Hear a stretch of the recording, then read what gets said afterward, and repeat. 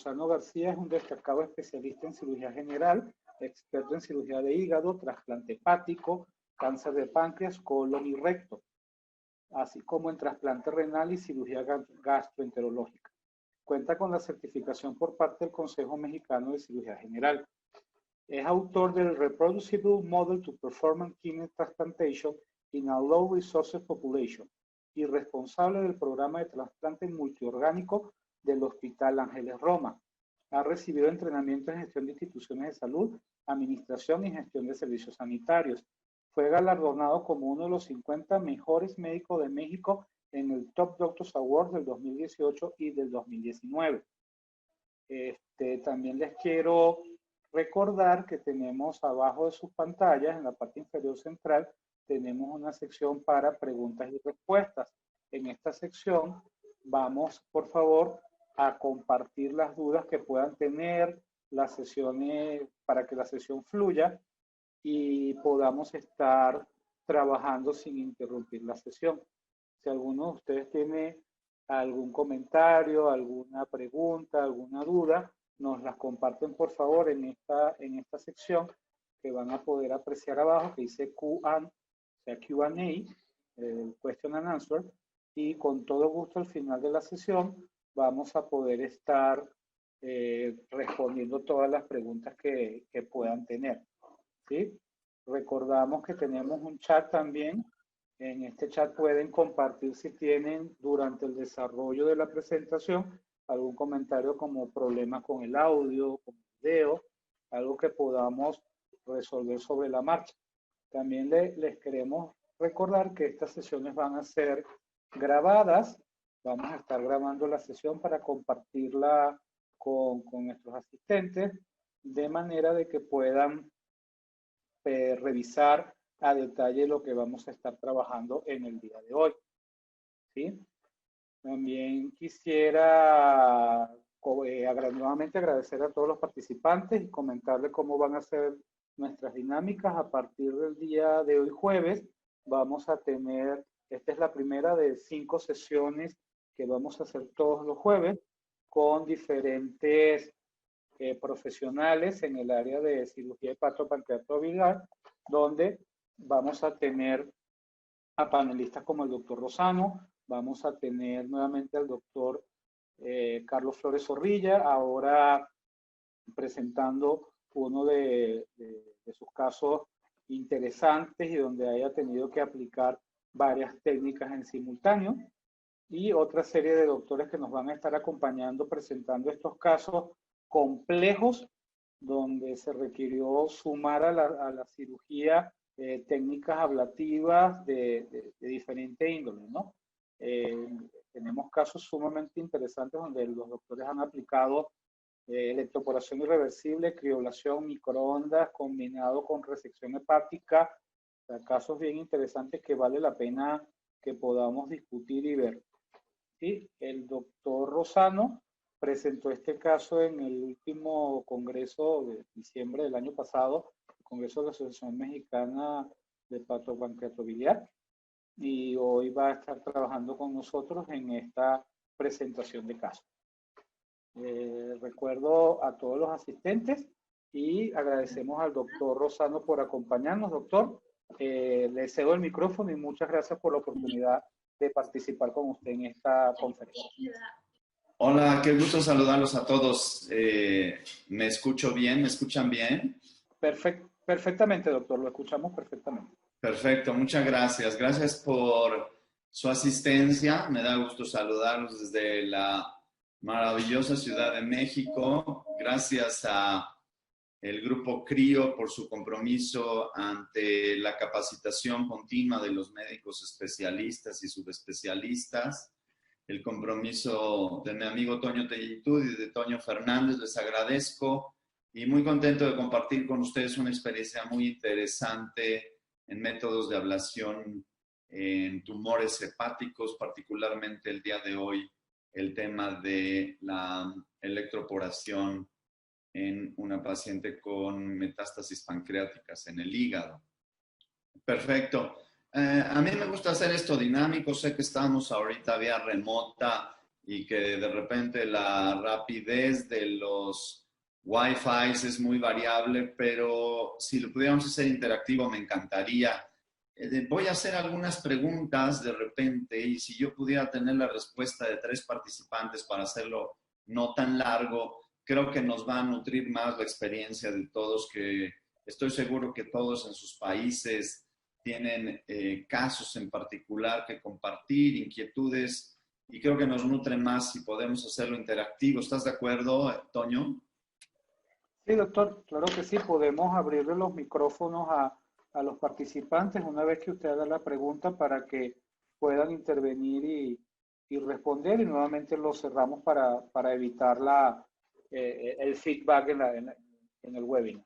Excelente. Pues bueno, esta serie educativa que está iniciando Grupo Crío va a ser muy interesante, muy nutritiva. Creo que posterior a esto podríamos generar un documento, cuando menos de inquietudes, y posteriormente se podría volver un documento de consenso en América Latina, sobre todo. En este webinar yo no tengo nada que declarar, ningún conflicto de interés, y siempre mi medicina de especialidad la integro con 4 pilares, que son la integralidad, la integración, la eficacia y la afectividad. Y en esta área tan apasionante como la hepatopancreatobiliar y la trasplantes, la trato de aplicar en mi práctica habitual. Pues todo centro especializado en cirugía hepática, particularmente voy a tratar ese tema el día de hoy, pero pues siempre debe estar integrado con la cirugía de vías biliares y la cirugía de páncreas. La cirugía hepatopancreatobiliar es complementaria, existen muchas herramientas que se comparten. El abordaje, lo sabemos muy bien, es multidisciplinario, participan los radiólogos, los gastroendoscopistas con las nuevas técnicas de diagnóstico preciso como el ultrasonido transendoscópico, que nos ayuda para establecer tanto metástasis locorregionales del lado del páncreas, la vía biliar, y del lado del hígado. Eso nos nutre mucho. En el área de los trasplantes, pues el realizar una hepatectomía completa, tanto del hígado enfermo, cirrótico, que necesita el trasplante, como la procuración en un donante sano, pues le permite a uno conocer los detalles, sobre todo de los elementos de fijación del hígado, los elementos vasculares que frecuentemente tienen variantes, y eso nos da una capacidad de decisión importante al momento de realizar resecciones hepáticas específicas. Pero cuando tratamos de buscar dentro de este parénquima hepático que ven ustedes tan bonito en este donador sano de 18 años, tan voluminoso, sobre todo el lado derecho con sus 4 segmentos, aquí nosotros ni por fisuras ni por marcas anatómicas podemos definir con precisión dónde termina el segmento 4, dónde empieza el segmento 5, dónde está el segmento, el segmento 5, el segmento 6, dónde está el segmento 7 y el 8, que están muy posteriores y que son poco accesibles en la cirugía laparoscópica. Son prácticamente muy complicados buscarlos, y la cirugía robótica ha dado algunos elementos para poder resolver esta circunstancia. El hígado izquierdo... Que lo interrumpa, no podemos ver su presentación. Bueno, les comentaba, aquí este es un hígado procurado, un donador sano. Entonces, la posibilidad que le da a uno como cirujano de trasplantes ubicar los segmentos hepáticos in situ permite establecer los elementos de fijación y las relaciones anatómicas, las variantes vasculares, dónde buscarlas, dónde encontrarlas. Y en el tema específico de los elementos o las herramientas de ablación, uno tiene que tener una noción de dónde buscar las lesiones, y sobre qué estructuras debe tener uno cuidado. Mi consejo es siempre tener los métodos de imagen previos a la cirugía lo más complementarios posible. Un ultrasonido a mí me da una idea muy clara, por ejemplo, del volumen, de la dimensión, sobre todo del lóbulo derecho en el espacio. Una tomografía a mí me permite segmentar de manera cuando menos imaginaria los elementos vasculares que van a atravesar una o varias lesiones y cómo tengo que yo interpretar los vasos portales y los vasos hepáticos sobre todo. Uno de los temas que siempre nos preocupa en la cirugía hepática y aún en los métodos de ablación, porque hay que tener mucho cuidado, es la vía biliar. La vía biliar, si se nos atraviesa y la quemamos, puede ser una fuente importante de fístulas posoperatorias y darnos una morbimortalidad considerable. No hay que despreciar a la vía biliar y tenemos que ser muy cautos en buscarla durante los procedimientos de ablación inclusive.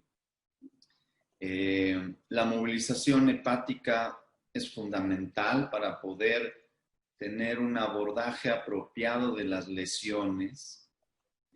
Las sondas o las agujas para los métodos de ablación, ya sea por radiofrecuencia, por crioablación, por microondas o por electroporación, requieren una angulación específica. Y esta angulación específica, si no exponemos bien el hígado, se puede modificar y dar pie a complicaciones no deseables. Nosotros podríamos estar ubicando bien en la anatomía una lesión, guiarnos por ultrasonido, pero si la exposición es limitada, podemos tener áreas, voy a decirlo comúnmente, quemadas o enfriadas que no queremos y que pueden ocasionar daño. Mi consejo es exponer bien. Y entonces tenemos que encontrar el método ideal de abordaje. Obviamente hay que discutirlo. Yo no estoy en contra de los intervencionistas en hígado. No son muchos. No son muchos los que conocen la anatomía hepática y es frecuente que no se acostumbren a discutir con un cirujano cuál es el método de abordaje más apropiado. Me toca ver en México que los radiólogos intervencionistas están haciendo ablaciones de más.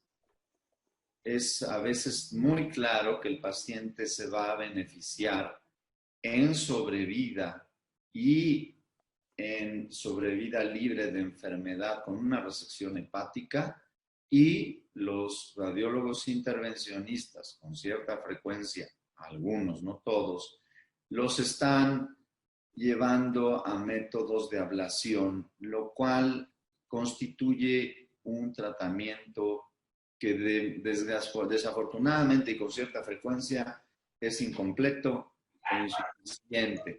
Entonces, hacer énfasis en que la discusión de múltiples disciplinas para el mejor tratamiento del paciente, incluyendo al oncólogo médico, es fundamental. La innovación quirúrgica fundamental en el trasplante hepático y que nos hizo entender el abordaje para llevar a cabo los tratamientos hepáticos de manera más apropiada fue la maniobra de piggyback para el trasplante de hígado. Esto es exponer bien los segmentos posteriores del hígado, y esto para mí es fundamental. Aquellas lesiones posteriores de los segmentos 7, 8, del 4A, del segmento 1 y algunas lesiones incluso del segmento 6. el poder girar el hígado y poder exponer bien estas lesiones desde atrás para poder hacer un abordaje anterior o lateral es fundamental. Esta imagen que yo les presento es de una hepatectomía en un paciente con cirrosis hepática y podemos ver expuesta en la parte posterior la vena cava retrohepática, infradiafragmática y las tributarias, sobre todo de los segmentos 7, 8 y 1, que son fundamentales controlarlos. Cuando yo tengo lesiones hepáticas en estos segmentos posteriores, hago esta maniobra, ligo y controlo vascularmente estas tributarias que nos pueden dar un problema importante de sangrado, sobre todo si tenemos una perforación o se nos suelta alguna vena en relación a la vena cava, y tratar de evitar pinzarla. Hay que tener controlado el hilo hepático, no necesariamente aplicar la maniobra de Pringle, pero tenerla lista en cualquier circunstancia, aun cuando solo estemos haciendo un método de ablación. Y digo aun cuando solo estemos haciendo porque para mí, al hacer un método de ablación, y voy a hablar ahorita solo del aspecto quirúrgico, implica que nos preparemos como si fuéramos a hacer una resección hepática mayor y no solo quemar o congelar o evaporar una lesión hepática. Y conocemos muy bien esta división segmentaria. Pero aquí yo quisiera recalcar que es muy importante que los métodos de imagen nos den una visión más precisa de la anatomía hepática de cada individuo. Hay pacientes, y ustedes lo saben bien, lo han visto, que los operamos de una colecistitis aguda y nos encontramos con un lóbulo izquierdo predominante, un lóbulo izquierdo tan grande que a veces oculta el vaso, el estómago. Cuando estamos haciendo una fundoplicatura tenemos los segmentos 2 y 3 muy prominentes, con el incremento de la prevalencia de la esteatosis hepática. Son segmentos más voluminosos y son segmentos más susceptibles al daño porque si tienen mucha esteatosis, se lesiona la cápsula frecuentemente, sangran más fácil y entonces hay que tomar esto en consideración, la conformación lobular y segmentaria de cada individuo. Me toca ver lóbulos hepáticos derechos no tan prominentes en el sentido lateral, pero sí muy voluminosos en el anteroposterior. Entonces, cuando uno habla de los segmentos 7 y 8, que ahorita estaríamos por abajo de las costillas y son muy voluminosos, podemos tener una carga importante para poder hacer un abordaje de estos tumores en la parte posterior del hígado, como les he comentado previamente. La planeación de la cirugía hepática es fundamental. La imagen preoperatoria con una tomografía tetrafásica que nos permita ver los vasos portales, su subsegmentación, ver las venas hepáticas, el drenaje hacia la vena cava, si comparten un tronco separado, la vena hepática derecha, la media o la izquierda. Lo frecuente es que la izquierda y la media compartan un solo tronco de drenaje hacia la vena cava y que la vena hepática derecha esté sola. Pero podemos encontrar un tronco único, podemos encontrar la vena media y la derecha en un solo tronco y la izquierda muy delgadita en un tronco por aparte o drenando hacia este tronco de ambas venas previamente mencionadas. Lo ideal pues es que tuviéramos una navegación intraoperatoria lo más precisa posible. Participé en un proyecto en el Hospital General de México cuando coordinaba el programa de trasplantes y el programa de cirugía hepática en donde la idea era tener todas las imágenes de tomografía y ultrasonido preoperatorias y después empalmarlas con un tomógrafo intraoperatorio para hacer un escaneo en tiempo real y ubicar la lesión lo más preciso posible. Ya hay sistemas que nos permiten navegar dentro del hígado, precisar la anatomía, la relación con los vasos sanguíneos, porque el ultrasonido es muy eficaz y nos permite ver en dos ejes cuál es la localización. Nosotros podemos variar la colocación del transductor y poder tener una imagen 3D, pero lo ideal es tenerla de manera simultánea. Existen ya estos transductores en donde están integrados un transductor lineal y uno transverso en una T muy bonita y nos puede dar una imagen simultánea en longitudinal y en transverso. Ya nada nos haría falta una dimensión, pero con esto podemos medir la distancia que hay desde la cápsula de Gleason hasta el tumor, poder llegar con la punta de la aguja del método de ablación que estemos utilizando y poder concentrar la energía en el tejido que está dañado y tratar de preservar la mayor cantidad de tejido sano posible. Si planeamos bien la cirugía hepática, e incluso hay muchos programas en Europa, sobre todo, y también en Estados Unidos, de estos sistemas FAST de recuperación rápida de los pacientes. En el mismo día de la cirugía se les para, se les da de comer, se les dan procinéticos, se les dan analgésicos potentes, tratando de evitar los opioides. Permite que los pacientes tengan procedimientos cada vez más avanzados con una recuperación acelerada y que permite un seguimiento oncológico rápido, oportuno y reiniciar la terapia o la quimioterapia lo más pronto después de la cirugía. La vigilancia integrada es fundamental. Yo trato por todas las vías de no perder de vista a mis pacientes resecados de hígado, interactuar con el hepatólogo, interactuar con el radiólogo, interactuar con el oncólogo para darle seguimiento y detectar lesiones tempranas que puedan ser susceptibles de métodos de ablación y no necesariamente resecciones no anatómicas o mucho menos resecciones ya mayores. Este es un ejemplo de lo que les pongo, la planeación preoperatoria. Inclusive ya hay modelos en 3D que se pueden mandar a imprimir en donde uno tiene integrada toda la vasculatura arterial, portal, hepática y los conductos biliares, que son los que más frecuentemente varían. Y entonces uno puede dimensionar desde antes de la cirugía en varios cortes, sagital, coronal, axial, y localizar en dónde está este tumor, qué tan profundo está y qué métodos vamos a ocupar. La definición que yo les daría actualmente de la cirugía hepática es que necesitamos de procedimientos híbridos. ¿Qué quiere decir? Entrar al quirófano armados hasta con los dientes, como dirían los piratas, tener un ultrasonido suficientemente eficaz.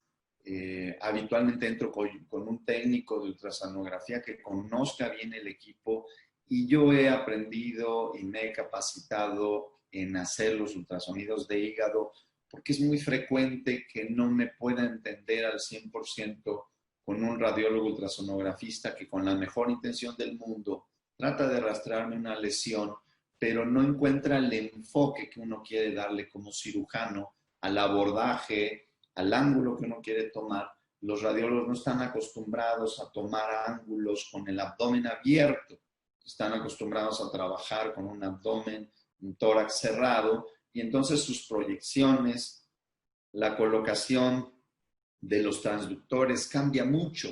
Mi consejo es que se capaciten ustedes en conocer los ultrasonidos, conocer los transductores, conocer los ángulos por los cuales uno puede obtener imágenes claras, conocer los vasos sanguíneos, usar el Doppler, caracterizar las lesiones benignas, malignas, las dimensiones, las irregularidades y tratar de establecer la distancia desde donde va a entrar la aguja, la angulación. Los nuevos dispositivos permiten fijar la aguja desde afuera y poder penetrar en la dirección que uno quiera sin andar dependiendo del pulso o de puntos de apoyo que en un paciente que está ventilado, pues son puntos de apoyo móviles.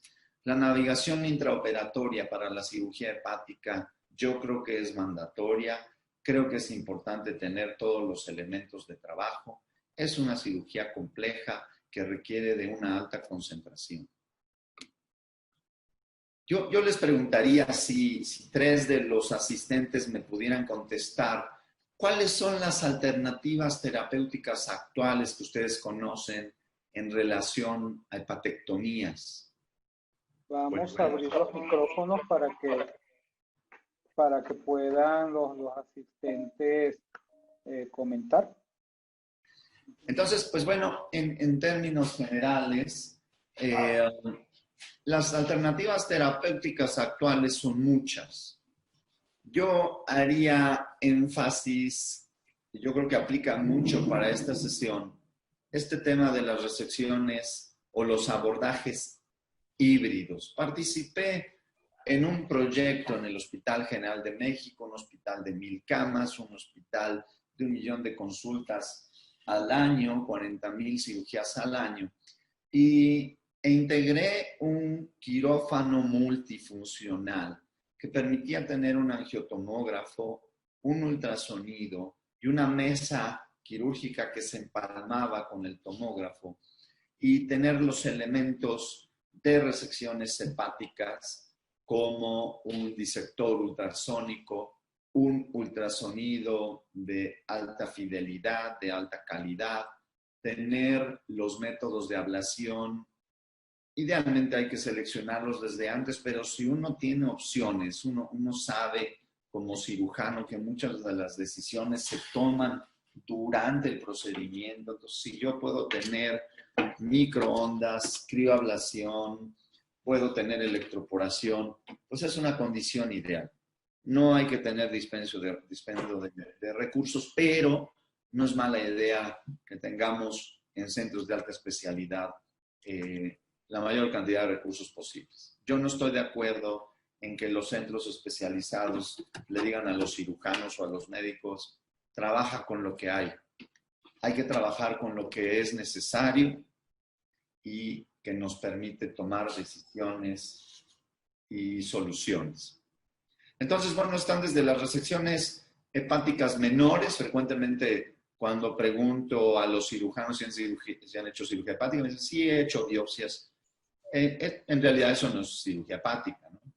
Están las resecciones menores, que podríamos decir son parte de las resecciones no anatómicas, las resecciones mayores que pueden o no ser anatómicas, seguir los lineamientos y los estándares de una resección segmentaria o sectorestomizada, como diría la literatura francesa. Las resecciones anatómicas, básicamente las hepatectomías mayores, la hepatectomía derecha, la hepatectomía izquierda, la hepatectomía derecha extendida, la hepatectomía izquierda extendida. Y pues bueno, vienen ya los recursos tecnológicos, como hay algunas publicaciones, sobre todo en Europa, de mini laparotomías. Es algo muy relativo, generalmente se hace para tumores pequeños en sectorectomías. La hepatectomía por robots, se están haciendo cosas muy interesantes en la Universidad de Chicago, sobre todo para en Chicago. Alan Song en Estados Unidos también, ahora se mudó, estaba en Pittsburgh, ahora se mudó, pero Human Fund también está haciendo resecciones con robots, sobre todo, y el gran beneficio es para los segmentos posteriores, el segmento 7 y el 8, en donde los instrumentos laparoscópicos es muy difícil meterlos ahí, y son pacientes que generalmente están obesos, y una cirugía abierta puede traerle más complicaciones como la incidencia de seromas, mayor infección de herida quirúrgica, en fin. Está la hepatectomía del donador, que también se ha hecho por vía laparoscópica y por robot. Hay mucha experiencia en los pacientes en los países asiáticos. Y otros elementos como la cirugía asistida con la mano, es algo que yo he aprendido, me gusta en el sentido que lo he replicado cuando empezamos las nefrectomías de donador con fines de trasplante. Meter la mano le da a uno mucha seguridad, le da a uno mucha confianza, le permite a uno conocer las condiciones anatómicas de cada individuo. Y algo que yo he aprendido mucho con las técnicas de invasión mínima es que cambia un poquito los pasos quirúrgicos. Cuando estamos haciendo cirugía abierta, lo primero que hacemos es liberar los elementos de fijación de los órganos. Yo lo que he aprendido en la cirugía de invasión mínima, cualquiera que sea el abordaje con puerto único, con mini laparoscopía, con puertos habituales o asistido con la mano, es que los elementos de fijación anatómicos los dejo, me sirven como contratracción natural para poder manipular un órgano determinado y al final los libero. Eso también me ha servido para el hígado. Y bueno, luego vienen las resecciones híbridas. Insistiría en el punto que debemos para este tema usar tecnología adecuada y suficiente. Pues, Doctor, ya tenemos algunas respuestas a la pregunta que usted formuló de parte de los asistentes. El doctor José Alberto nos comenta, si no es posible la resección, se considera que deben ir a tratamiento sistémico. El doctor Diego Dávila, cirujano HPV de la clínica CES en Medellín, Colombia, nos comenta, nosotros hacemos el 70% de nuestras hepatectomías laparoscópicas. Reservamos la vía abierta para Claskin y aquellos que requieren reconstrucción vascular o de la vía biliar o cirugía hepática extrema. Lastimosamente solo contamos con un BK 800. El doctor Camilo Tarazona nos comenta resecciones hepáticas no anatómicas combinadas con radiofrecuencia para ahorrar parenquima. El doctor José Alberto nuevamente comenta, entonces utilizaría procedimientos no quirúrgicos como palpación o terapia puente, era ablación. Ablación, hacemos radiofrecuencia y microondas y solo algunos casos de nanoknife, nos comenta el doctor Diego Dávila. Y el doctor Emanuel Peña Gómez Portugal nos dice uso de verde indocianina con resección de tumores o para identificar resección de vesícula. Esos son todos los comentarios.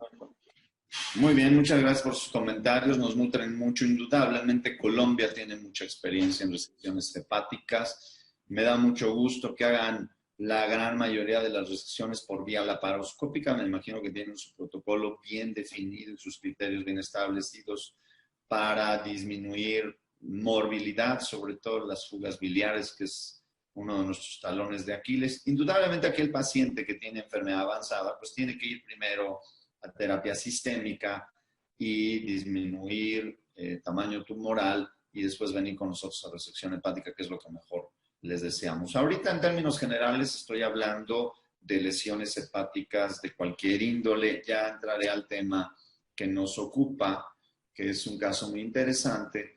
Pero bueno, todos sabemos que antes de operar, pues tenemos que definir si el hígado está sano o no.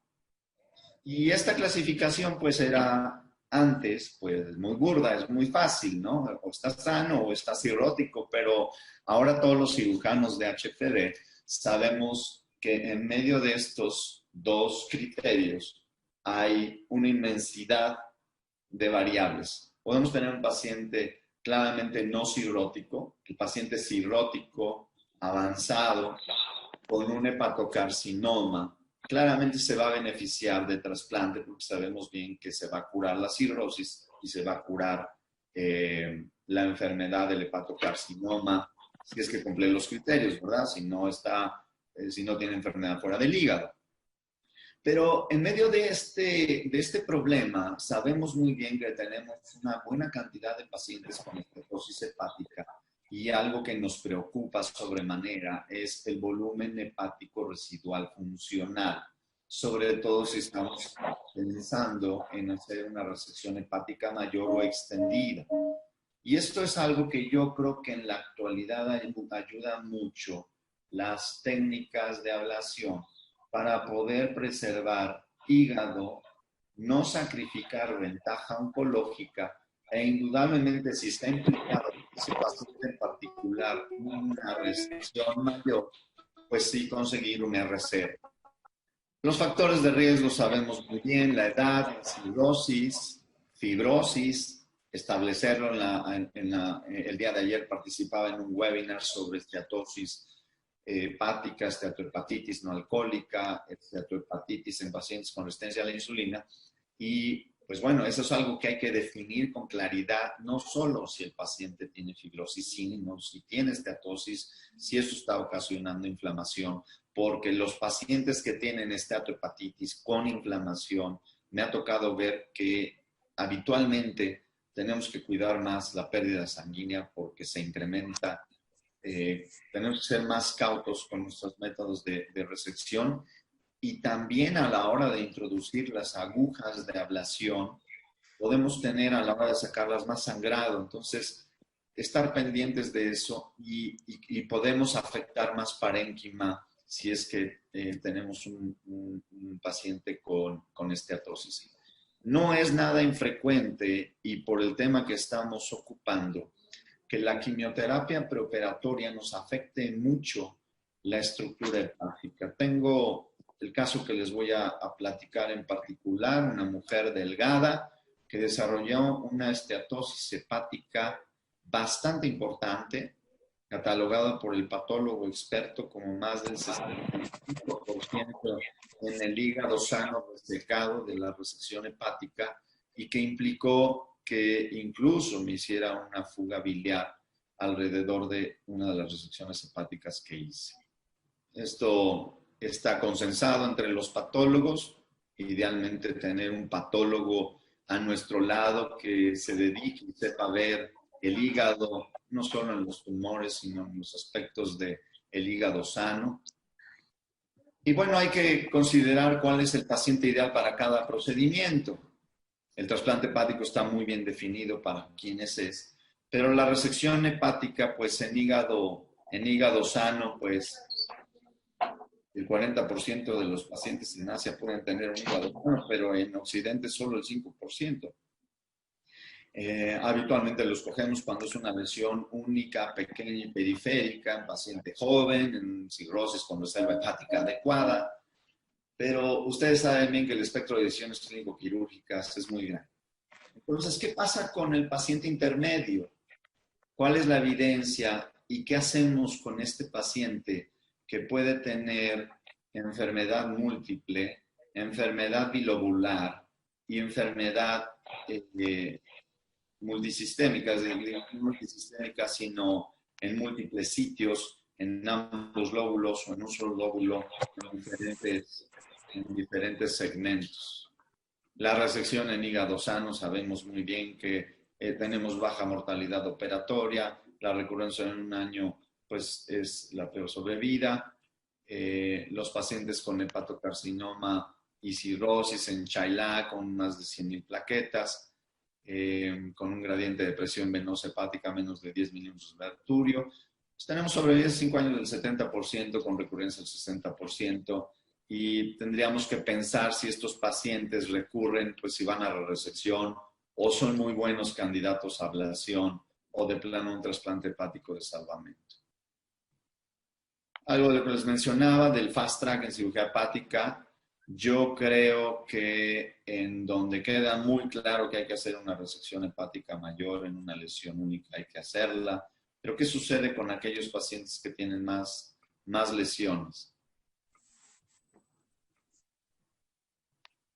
Estos son, no quiero abundar en el tema de fast track, lo conocemos bien los cirujanos de HPV específicamente para el tema de cirugía hepática, varía un poco en cuanto al tema de cirugía colorectal, quienes iniciaron con todo esto. Pero bueno, lo que les decía, la planeación quirúrgica, tener una tomografía tetrafásica que nos permita tener una reconstrucción en tercera dimensión, poder hacer múltiples enfoques de este mismo hígado, ubicar la lesión, relacionarla con los vasos mayores, no sé en Colombia si ya tengan algún sistema de reconstrucción 3D como MEDIS en Europa. Recientemente me presentaron uno que acaba de llegar a México y que le pueden mandar inclusive a unos modelos físicos en 3D. La anatomía arterial es fundamental, la longitud de la arteria, la subsegmentación.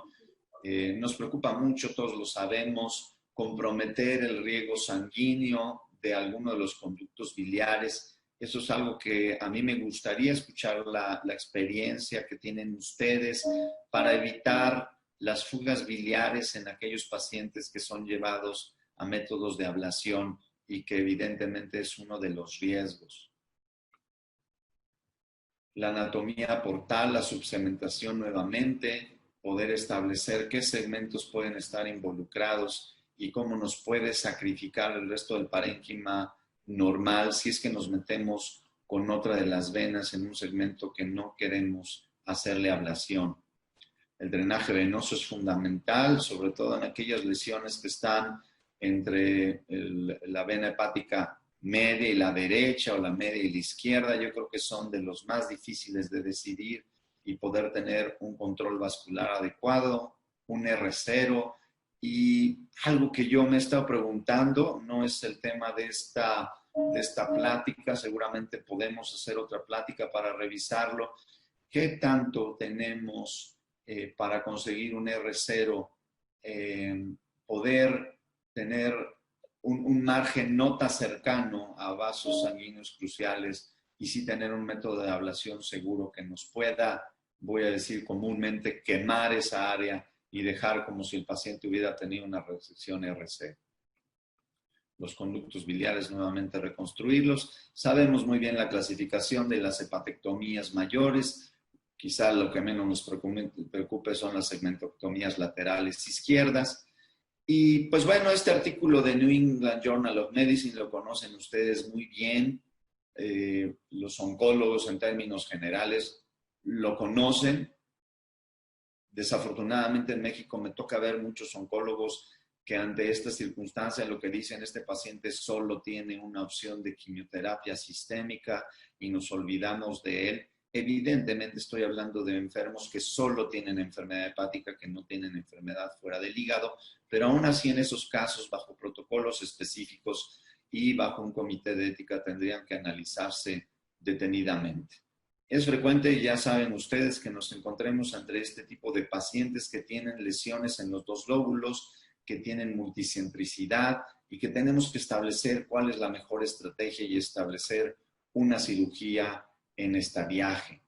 Aquí tenemos claramente pues, la oclusión de la vena porta, que puede ser por vía intervencionista, puede ser embolización intraoperatoria, puede ser ligadura intraoperatoria, resecar las del lado izquierdo para tener una hipertrofia del lado izquierdo y dejar un derecho que después pueda ser llevado a una hepatectomía mayor y comparar las imágenes preoperatorias con la circunstancia específica que llevó al paciente. Esto es con lo que yo siempre me preparo, desde un disector ultrasónico, un intervencionista, los métodos de ablación, una infusión rápido de líquidos y sangre para el anestesiólogo, selladores de fibrina, engrapadoras mecánicas y siempre tratando de ser muy juiciosos. Las técnicas de ablación siempre pensamos cuál es la mejor vía: cirugía abierta, laparoscópica, percutánea. Estamos hablando de pacientes solo como una medida paliativa. Estamos hablando de pacientes que tienen una posibilidad de curación aunada a una resección hepática mayor. Yo creo que la inyección de etanol pues ya prácticamente no la deberíamos de mencionar, pero bueno, tenemos radiofrecuencia, crioablación, microondas, electroporación. Yo creo que será motivo de otra plática podernos encontrar y ver los diferentes métodos de ablación, cuál es más eficaz, cuándo se debe de usar uno, cuándo está contraindicado otro. No quise extenderme en comparar esto, y el seguimiento en imagen después de que se hace la ablación pues es muy útil para seguir tomando decisiones.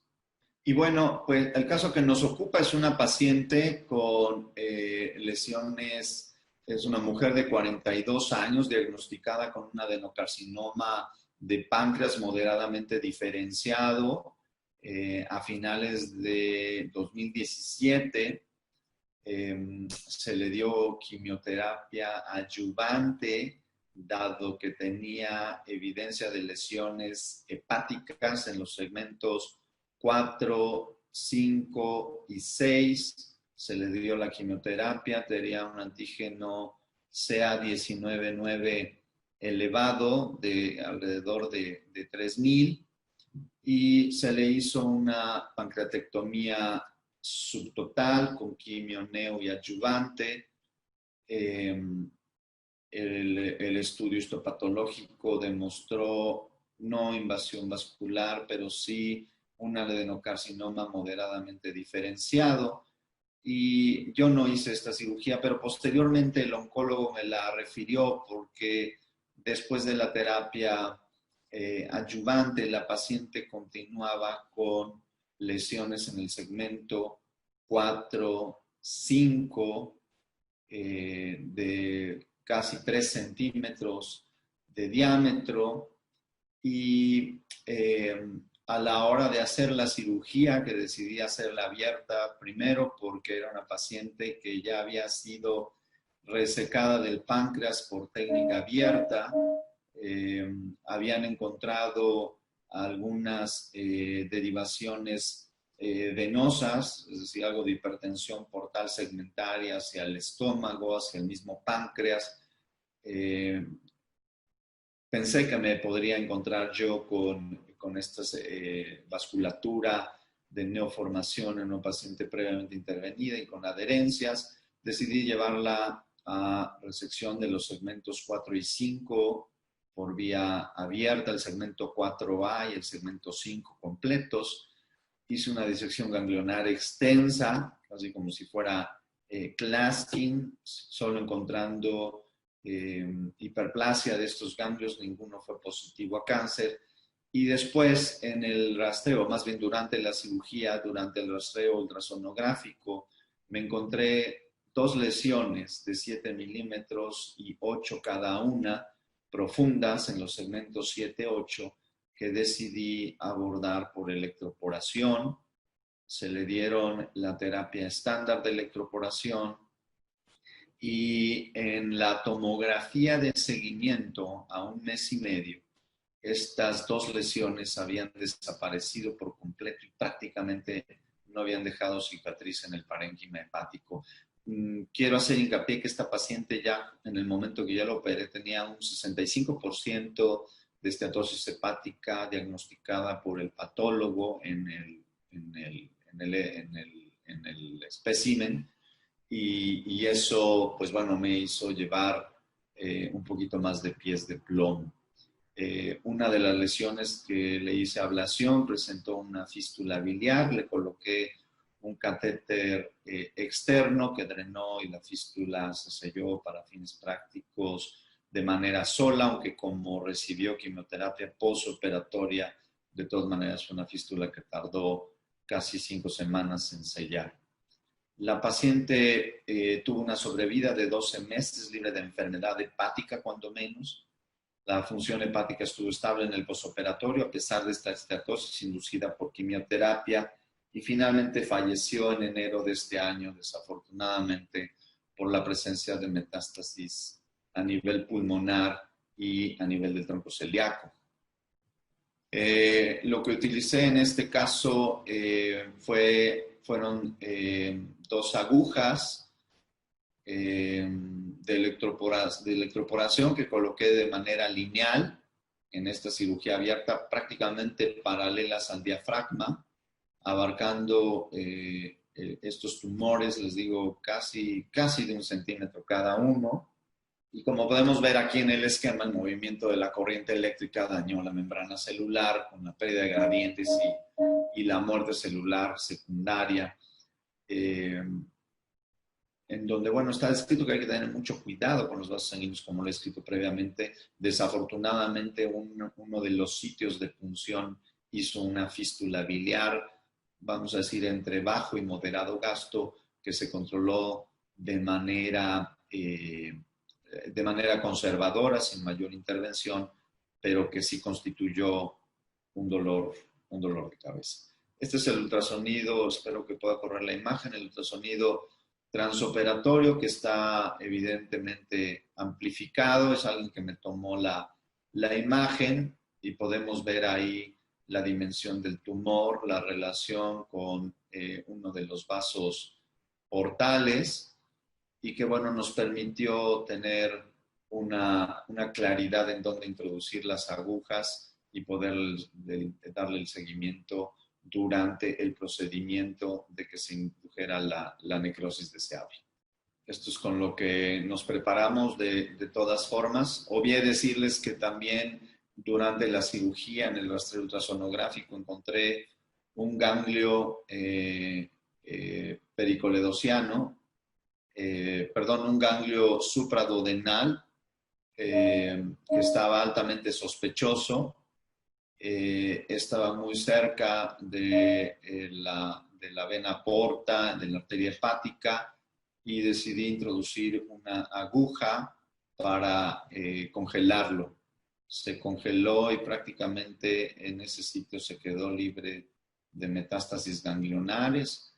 La paciente en este periodo de sobrevida, que fue extraordinario, prácticamente 2 años después de su diagnóstico, tuvo una calidad de vida razonablemente buena y no pude rescatar las imágenes tomográficas, por alguna razón el disco duro en donde yo las tenía se dañó, pero pudimos darnos cuenta que la ablación por electroporación fue eficaz, prácticamente no dejó cicatriz y no hubo recurrencia hepática en este tiempo de seguimiento. Muchas gracias por su atención y pues espero que haya comentarios y dudas y que nos podamos retroalimentar. No, Bueno. muchísimas gracias, doctor, por su presentación. Creo que para todos fue sumamente enriquecedora. Tenemos la participación de varios doctores. Nos acompaña un grupo de doctores de Perú, de Colombia, de Centroamérica y por supuesto también de México. El doctor Tarazona comentaba con respecto a lo que usted decía, ¿no? En Colombia aún no tenemos la tecnología 3D disponible. El doctor Diego Dávila nos comenta, yo en Londres usaba Mevis, en Japón vi un sistema de Fuji espectacular, pero eso era demasiado caro para nuestro medio. Solo tenemos ver las imágenes con el radiólogo y estoy tratando de implementar verde de indocianina, pero me ha costado mucho y no he podido conseguirlo en Colombia. El doctor Ismael Brito nos pregunta si podría mencionar el resultado de dichas resecciones hepáticas. También tenemos una pregunta del doctor Francisco Sarachinas. ¿Qué esquema de quimioterapia utilizaron? ¿Cuántos ciclos usaron? ¿Usaron biológico? El primario era de adenoca de cabeza de páncreas, nos pregunta el doctor Sanchinas. Sí, muy buenas preguntas. No era primario de cabeza de páncreas, estaba por adelante del proceso uncinado, aunque el cirujano que lo abordó inicialmente planeó una cirugía de Whipple, una pancreatoduodenectomía, pero en el transoperatorio se dio cuenta que estaba adelantito del proceso uncinado, estaban respetados los vasos mesentéricos, de tal forma que decidió hacer una pancreatectomía distal con esplenectomía y en ese momento decidieron no hacerle nada a las lesiones hepáticas. La paciente recibió quimioterapia a base de, fueron previas a la cirugía, recibió quimioterapia con Folfirinox, con buena respuesta, y fueron por 8 ciclos, perdón. Y a pesar de eso, las lesiones hepáticas posteriores a eso progresaron junto con el CA 19-9. No se usó biológico. Aquí el doctor Francisco Sanchinas me pregunta si se usó biológico. Se le hicieron las pruebas para definir la biología del tumor y desafortunadamente no fue favorable su resultado para sensibilidad al uso de biológicos. El primario fue un adenocarcinoma del cuerpo de páncreas moderadamente diferenciado, curiosamente sin invasión vascular. Doctor, nos pregunta el doctor José Velázquez de Perú. Una pregunta sobre el caso. ¿Cuál sería la explicación de la aparición de una fístula biliar si se sabe que la electroporación irreversible no debería afectar la vía biliar? Sí, yo creo que eran tumores muy profundos y para mí, yo lo que creo es que es muy difícil en estos tumores profundos, sobre todo en los segmentos posteriores, podernos dar cuenta qué tan cerca estamos de una vía biliar. Yo creo que influyó un poco la angulación de la aguja y es muy probable que a la hora de sacarla es cuando se haya ocasionado este daño por quemadura, siento yo. No tengo una explicación certera, no lo he visto, yo me sentí muy seguro, he hecho electroporación en otros casos no metastásicos de páncreas, probablemente influyó la esteatosis hepática de la paciente, la movilización del mismo hígado, yo creo que fue multifactorial. En esta paciente es una de las que más he visto esteatosis hepática inducida por quimioterapia, a pesar de estar joven, no tener factores de riesgo como resistencia a la insulina, diabetes. Yo creo que fue esa la circunstancia. Doctor, muchas gracias. El doctor Carlos San Juan Sánchez nos comenta, en países con baja donación de órganos como México, ¿qué criterio toma como prioritarios para valorar el trasplante hepático en su práctica clínica? Pues los criterios para trasplante de hígado son los mismos que en el resto del mundo. La cuestión siempre es cuál en ciertas circunstancias debería de trasplantarse primero. Y desafortunadamente en México no hemos podido tener un consenso en cuanto a darles un poquito más de puntaje, un extra puntaje a los pacientes que tienen cáncer. Evidentemente estamos hablando del hepatocarcinoma.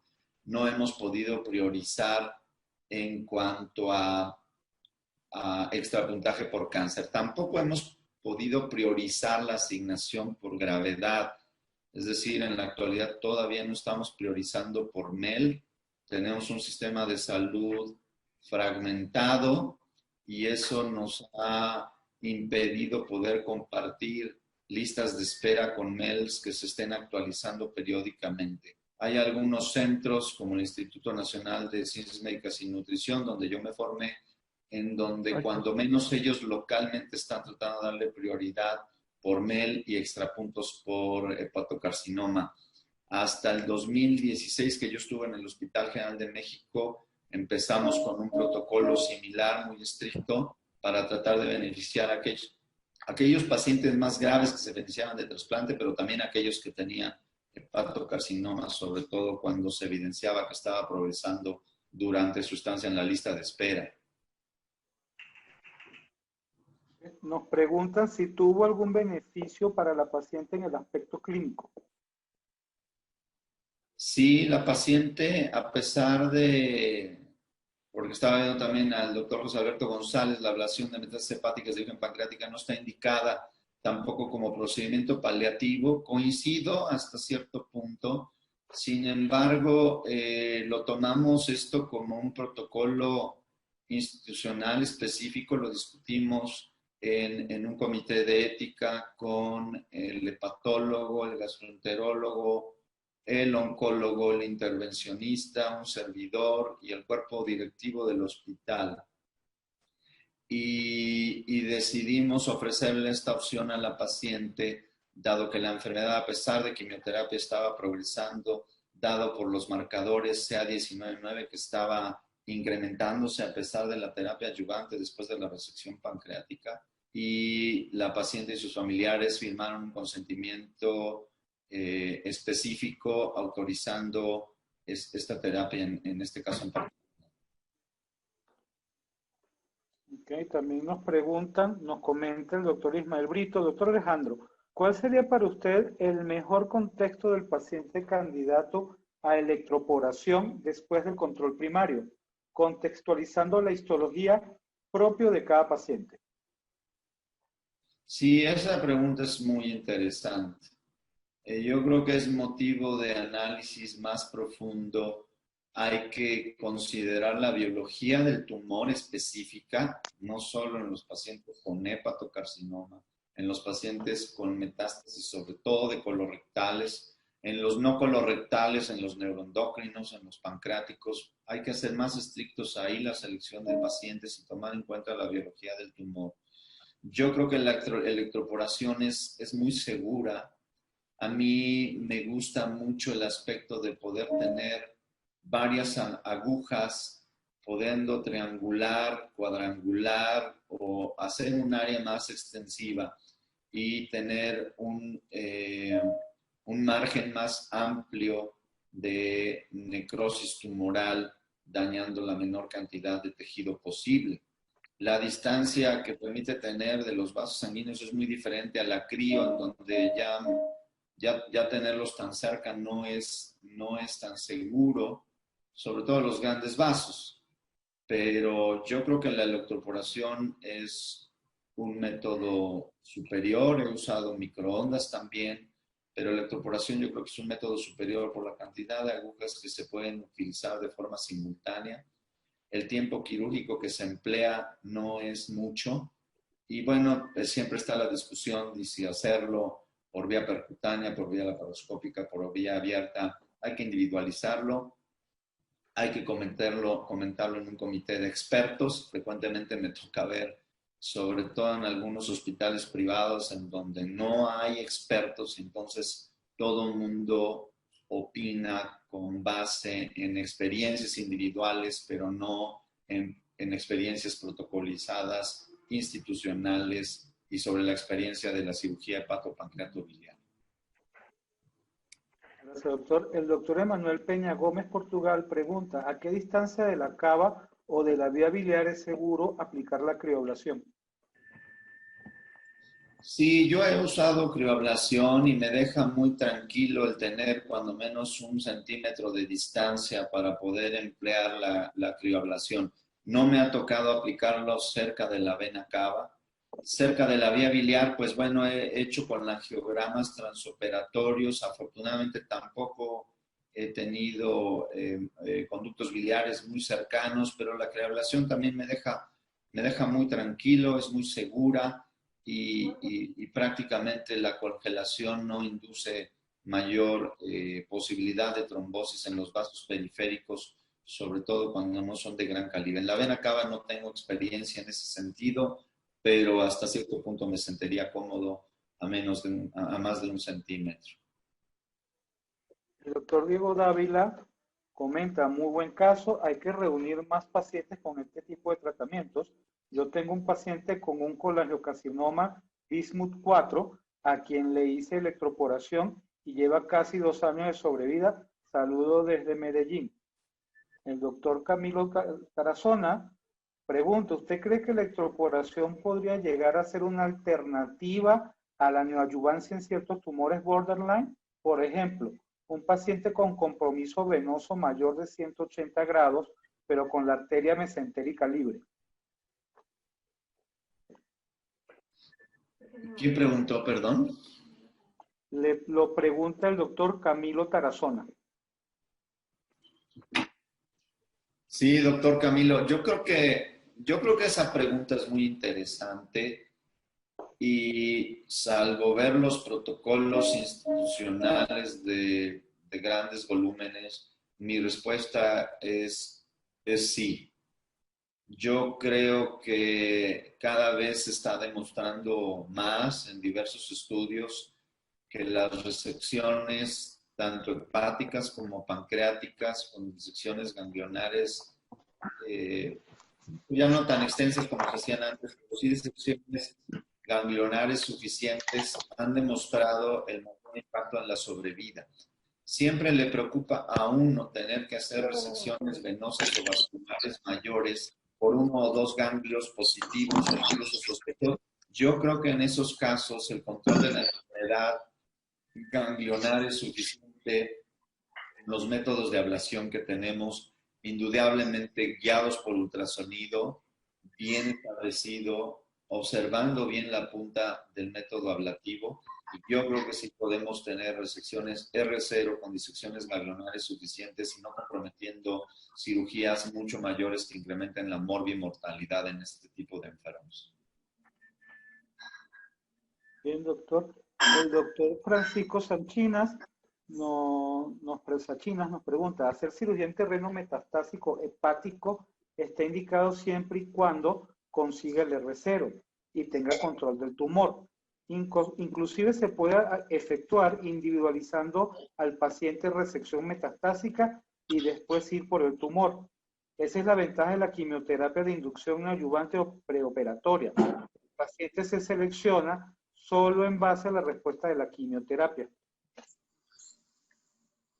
Totalmente de acuerdo. En esta paciente consideramos que las resecciones que hicimos, en ambas resecciones fueron R0 y las dos lesiones sospechosas, tanto en el transoperatorio como en la tomografía, que no quedaban muy claras en la tomografía, en el ultrasonido, eran muy claras que eran lesiones sospechosas casi de 1 centímetro.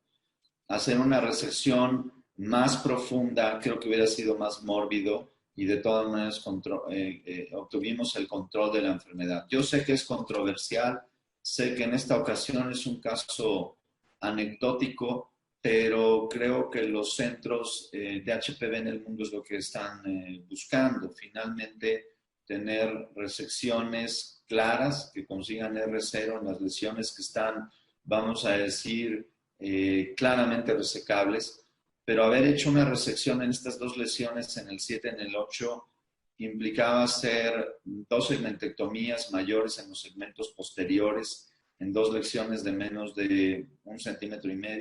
Creo que hubiera sido mucho más mórbido y probablemente de todas maneras no le hubiera ofrecido ninguna ventaja y a lo mejor hubiera disminuido la sobrevida por complicaciones de morbimortalidad. Estoy de acuerdo que es controversial, estoy de acuerdo que uno tiene que seleccionar muy bien los casos, tiene que ser sometido a un comité de expertos y a un comité de ética, que fue lo que se hizo en esta paciente en particular. Pregunta el doctor Camilo Tarazona. Es decir, realizar la electroporación y en la misma intervención continuar con la pancreatoduodenectomía más la reconstrucción venosa.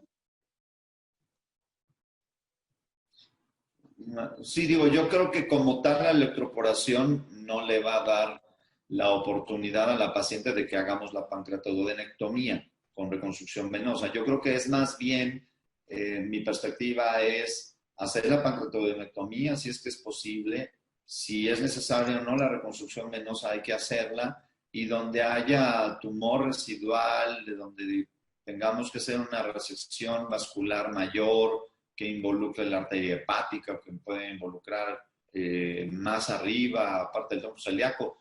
Yo creo que ahí podemos decir, vamos a obtener un resultado muy similar a hacer una disección ganglionar extensa si hacemos una electroporación en ese sentido. Si la electroporación por sí misma me va a permitir a mí continuar con la pancreatodenectomía, no lo sé y estaría escéptico en ese sentido. Pregunta el doctor Manuel González Reyes, ¿cuántas han sido la mayor cantidad de lesiones que ha aplicado ablación y qué técnica utilizó? Sí, ocupé ablación en un paciente con 5 lesiones hepáticas, con una reserva hepática limitada, metástasis de colorectal y era enfermedad bilobular. Eran lesiones de 2.5 centímetros de diámetro en promedio. El paciente ya tenía el primario, se hizo la resección del primario y después hicimos la ablación de las lesiones. Hice solo una resección no anatómica en una de las lesiones que estaba menos profunda. El paciente lleva 37 meses libre de enfermedad primaria y libre de enfermedad metastásica, y el método que utilizamos fue microondas.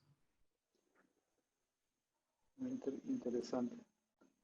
Pregunta el doctor Carlos San Juan Sánchez, ¿en qué casos recomienda la resección sincrónica de las lesiones hepáticas junto con el primario de cáncer colorectal? Sí, esa es una pregunta interesantísima, muy apasionante. En el Hospital General de México, en donde se volvió un centro de referencia para este tipo de casos, iniciamos un protocolo para precisamente someterlos a resección sincrónica. Se les hacía la hemicolectomía por parte del grupo de cirugía colorectal. De hecho, entrábamos desde un inicio a ambos grupos. Yo le ayudaba como primer ayudante al cirujano colorectal a la resección de colon, ya sea derecho o izquierdo. Tuvimos varios casos de colon derecho y después de manera simultánea hacíamos la hepatectomía. Hicimos alrededor de 22 pacientes de estas características con una sobrevida bastante similar a la reportada a nivel internacional, muy buenos resultados. Solo hubo 2 pacientes que fallecieron en el periodo perioperatorio por complicaciones, uno por una neumonía grave y otro por tromboembolia pulmonar. Solo un paciente hizo fístula biliar, ningún paciente hizo fístula colónica, y el resto de los pacientes tienen una sobrevida promedio a 37 meses. No tengo el dato actual porque ya no laboro en el Hospital General de México, pero en comunicación verbal me han dicho que la mayoría de los pacientes están libres de enfermedad. Y ya para cerrar nuestra sesión de preguntas, el doctor Francisco Sachinas pregunta, ¿qué opina de trasplantar hígado en paciente metastásico de cáncer de colon, único sitio, de acuerdo a los criterios de Oslo? Sí, cada vez se han hecho más extensivos los criterios para trasplantar pacientes. Yo diría que pues generalmente estos pacientes van a tener daño hepático, y que lo que le va a condicionar que los estemos trasplantando va a ser más el daño hepático que la metástasis de cáncer de colon. Sin embargo, estos criterios extendidos para trasplante hepático están dando muy buenos resultados a nivel mundial. Indudablemente que tienen que estar bajo un protocolo específico, control de la enfermedad primaria y sin enfermedad fuera del hígado. Y yo creo que los resultados en términos generales son bastante buenos. Siempre a mí me preocupa mucho la inmunosupresión post-trasplante en aquellos pacientes que no tienen hepatocarcinoma. Entonces, estos pacientes yo creo que sí deben de tener un seguimiento mucho más estrecho, tanto por marcadores tumorales como por imagen, tanto en el hígado como en el colon, y tener una inmunosupresión lo menos potente posible y lo más eficaz. Afortunadamente, desde el punto de vista inmunológico, el hígado es muy benévolo, pero de todas formas yo les daría una inmunosupresión un poco menos intensa que los pacientes que fueron llevados a trasplante por otras causas que no sea colorectal. Un comentario del doctor Sachinas. Sí está indicado hacer la cirugía de Whipple y resección de lesiones metastásicas hepáticas. En lo particular, yo uso neopreno, el Pancreas Lock, inyectado al Wirsum, evitando así realizar una anastomosis pancreatoyeyunal. Excelente, doctor Sachinas, me da mucho gusto escuchar esa experiencia. Me gustaría que pudiéramos estar en contacto y compartir nuestra experiencia. Sé que Colombia tiene muy buena experiencia en cirugía de invasión mínima, en cirugía robótica. Estuve allá en Bolivia hace un par de años para certificarme en el Da Vinci. Ahí estuve en Bogotá. Qué extraordinario país, qué extraordinaria ciudad. La gente es maravillosa. Y bueno, compartir estas experiencias con cirujanos de su calidad, caray, es un gusto. Y Toño, si me participas el correo electrónico del doctor Francisco Sachinas, va a ser muy enriquecedor enterarme de su experiencia y, por qué no, visitarnos mutuamente. Excelente, doctor. Muchísimas gracias. Damos por cerrada la sesión. Agradecemos al doctor Alejandro Lozano por su tiempo y por acompañarnos en esta primera sesión de discusión de casos. Agradecemos a todos los participantes, los que nos acompañan de acá de México, los que nos acompañan de Colombia, de Perú, de Centroamérica. De verdad, muchas gracias por su tiempo, por su enriquecedora participación.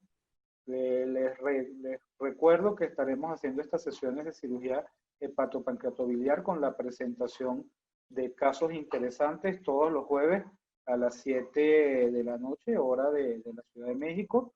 Los estaremos invitando con tiempo.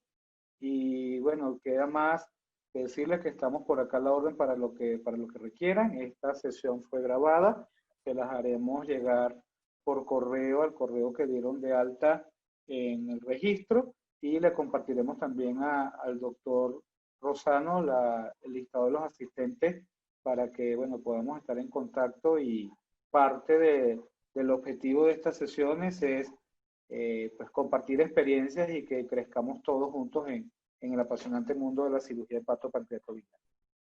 Muchísimas gracias, doctor. Si quiere agregar algo para cerrar. Muchísimas gracias, Toño. Gracias a Toño Tellitud, gracias a CRIO, gracias a todos los participantes de América Latina. Un gusto saber de ustedes. Cuídense, cuiden a sus familias y, pues bueno, tratemos de estar positivos y optimistas. La cirugía HPV es apasionante. Seguramente coincidiremos pronto físicamente en alguno de los congresos de trasplantes de cirugía HPV y nos daremos un abrazo fraternal.